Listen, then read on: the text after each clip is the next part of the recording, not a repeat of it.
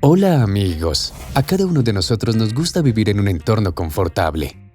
Pero hay lugares en la Tierra que no solo sorprenden por su belleza, sino que también ofrecen un entorno inusual para vivir. En el video de hoy, verán cómo las personas encuentran formas de adaptarse a vivir en diferentes entornos, sobreviviendo en climas extremos y disfrutando de una naturaleza única. Y descubrirán cómo algunos lugares increíbles pueden convertirse en un hogar para los seres humanos. El Ponte Vecchio de Florencia es una de las principales atracciones de la capital toscana.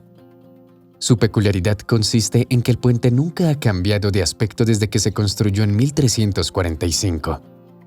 La longitud total del puente es de 95 metros y su anchura de 32 metros. El puente está cerrado al paso de vehículos y es totalmente peatonal. Al principio, el puente alberga los comercios de carniceros y curtidores. Para aumentar el prestigio y la limpieza del puente, en 1595 se promulgó un decreto que prohibía la presencia de carniceros en el puente. A partir de entonces solo se han permitido las joyerías. En la actualidad, el antiguo puente florentino alberga varias joyerías, de ahí el segundo nombre conocido del puente, Dorado. El castillo de Predjama es uno de los más antiguos de Eslovenia, situado ante un acantilado de 123 metros de altura. Fue construido en 1274 en medio de un pintoresco valle y rodeado de bosques y campos. Desde lejos, el castillo parece un nido de golondrinas. En el castillo se puede ver la galería dedicada al último propietario del castillo, el príncipe Windisgratz, así como visitar los calabozos del castillo, sus numerosas galerías, laberínticos pasadizos y túneles.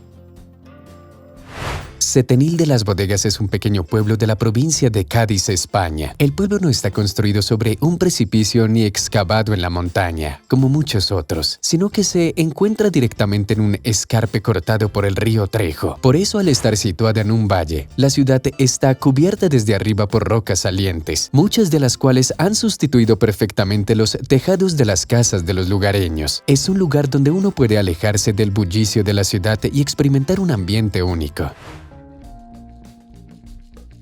La Rinconada es una de las ciudades más inaccesibles y a gran altura del mundo y está situada en los Andes peruanos. Se encuentra a 5.100 metros de altitud. En estas condiciones se sufre una grave anoxemia, bajos niveles de oxígeno en la sangre, que puede manifestarse tanto al trabajar como al dormir. Sin embargo, esto no impide que decenas de miles de personas, en su mayoría trabajadores de las minas de oro locales, vivan aquí. No hay servicio de saneamiento ni alcantarillado y la basura simplemente se tira en las calles o se quema. Las calles de la ciudad suelen estar cubiertas de lodo y suciedad. La tierra y el agua están contaminadas con mercurio, muy utilizado aquí por los mineros locales para extraer oro. El glaciar del que la ciudad se abastece de agua está contaminado. Cuanto más aumentan las actividades de los mineros del oro, hay unas 250 minas en el glaciar, más rápido se derrite. No hay animales en el valle del río de la zona, ni siquiera mariposas. El monte Fanjingshan es un solitario pilar de roca cuya cima siempre está cubierta de nubes. Está situado en el suroeste de China y se considera un lugar sagrado budista. Para llegar hasta allí hay que subir 8.000 escalones, lo que lleva casi 4 horas. Y es solo de ida. También se le llama el Pico Dorado de Nube Roja y es impresionante en su esplendor natural. En la cima de la montaña hay 2 templos, separados por un estrecho desfiladero sobre el que se ha construido un gran puente de piedra. Al borde de un acantilado de Aveyron, Francia, hay un lugar que desafía toda descripción lógica. Los acantilados de la antigua Bosouls deben de poseer algún tipo de magia. No hay otra explicación para explicar cómo un cañón de 400 metros de ancho mantiene a un pueblo estable al borde de un precipicio de 100 metros de ancho. Este acantilado se formó por el efecto de la corriente del río Dordogne de Conques sobre las rocas calizas de la meseta. El insólito relieve se ha convertido en una defensa natural para Bosouls. Acercarse al pueblo desde la orilla del río es realmente fácil.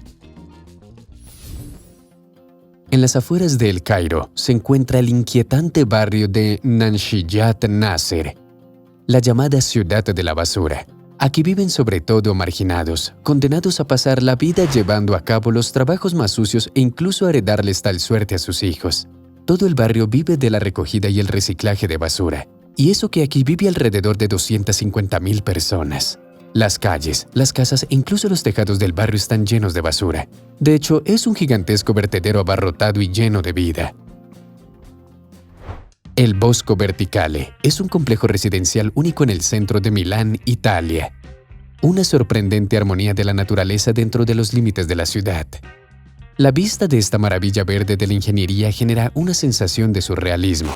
El complejo consta de 2 torres de 76 a 110 metros de altura, con 18 y 26 pisos respectivamente. Las paredes exteriores están cubiertas de plantas y árboles, lo que les da el aspecto de un bosque insólito. Como este bosque se extiende hacia arriba, el nombre de Bosque Vertical tiene mucho sentido. En ambas torres se encuentran alrededor de 900 árboles, y en total hay más de 90 especies de plantas. En lo alto de los acantilados del Monte Baldo, en Italia, hay un hermoso monasterio antiguo. Parece flotar en el aire sobre el pintoresco valle del río Adigio. El templo ofrece una hermosa vista de los alrededores. Se cree que los monjes ermitaños se asentaron en estas rocas en el siglo XI. Aunque la construcción del templo comenzó mucho más tarde. No fue hasta mediados del siglo XX cuando adquirió su inolvidable aspecto actual.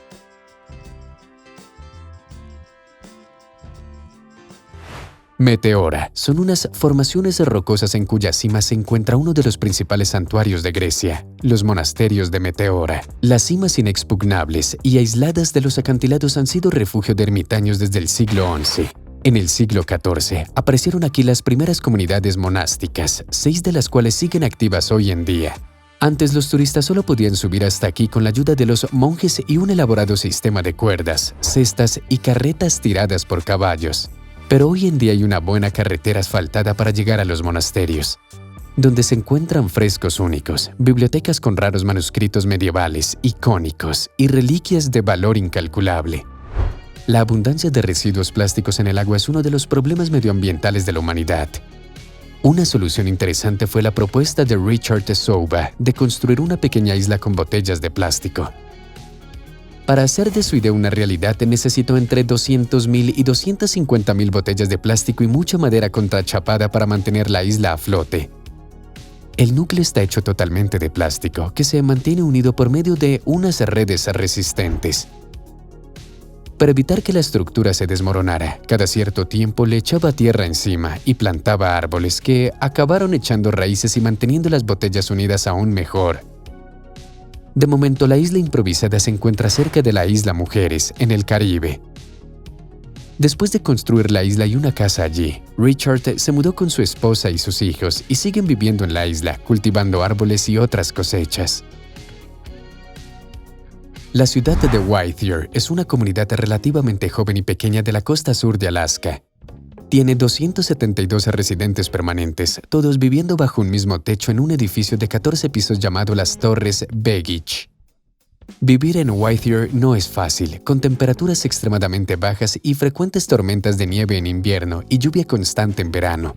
Por eso mismo, los lugareños se instalaron en un edificio que antes era utilizado por militares. Además de los 150 apartamentos, el edificio alberga una tienda de comestibles, una comisaría de policía, un ayuntamiento, una iglesia, una farmacia, un hotel, una lavandería, un parque infantil, un gimnasio, una oficina de correos y otras instalaciones.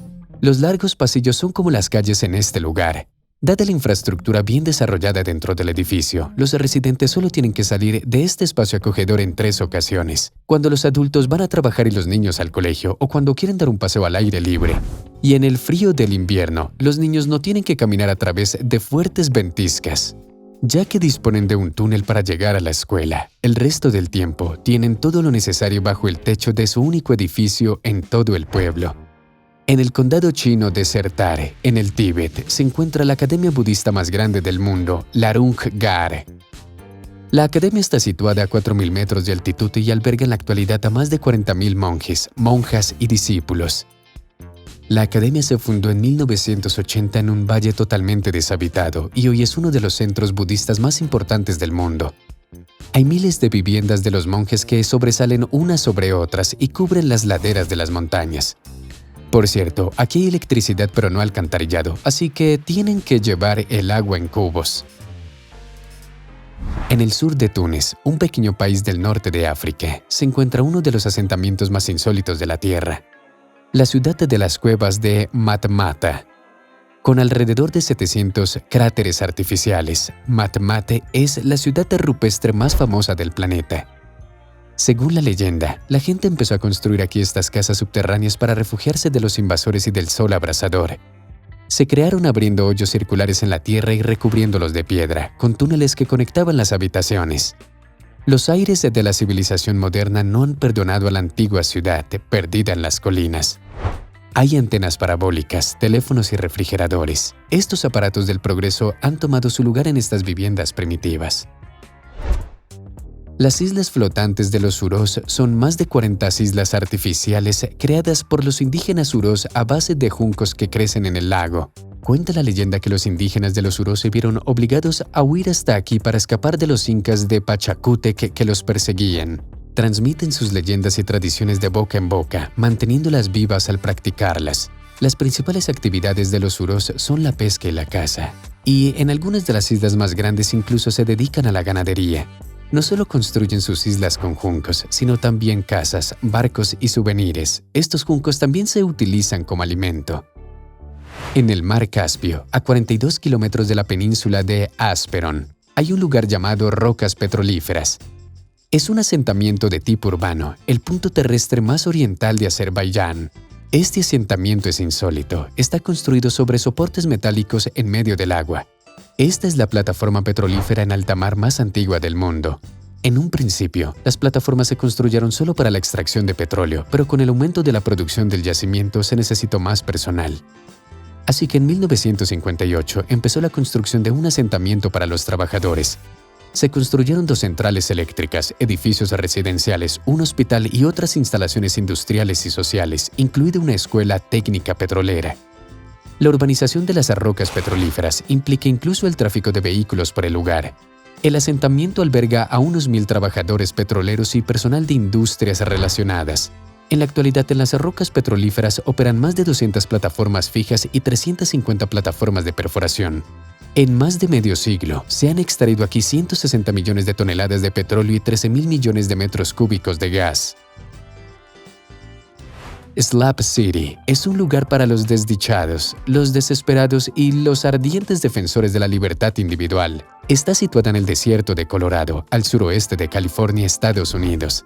Ha sido el hogar de generaciones de vagabundos, indigentes, delincuentes, jubilados y hippies desilusionados. La policía se mantiene alejada y los lugareños lo llaman el último lugar libre de Estados Unidos.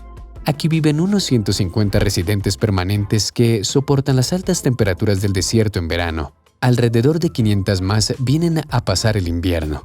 Para resolver el problema de la electricidad y el agua, los pobladores utilizaron primero generadores y luego cambiaron a turbinas eólicas y paneles solares. La ciudad cuenta con un pequeño estanque, una biblioteca, una sala de oración y una zona de juegos para niños. Y eso es todo por hoy, amigos. Denle me gusta si el video les pareció interesante, escriban sus comentarios y hasta pronto.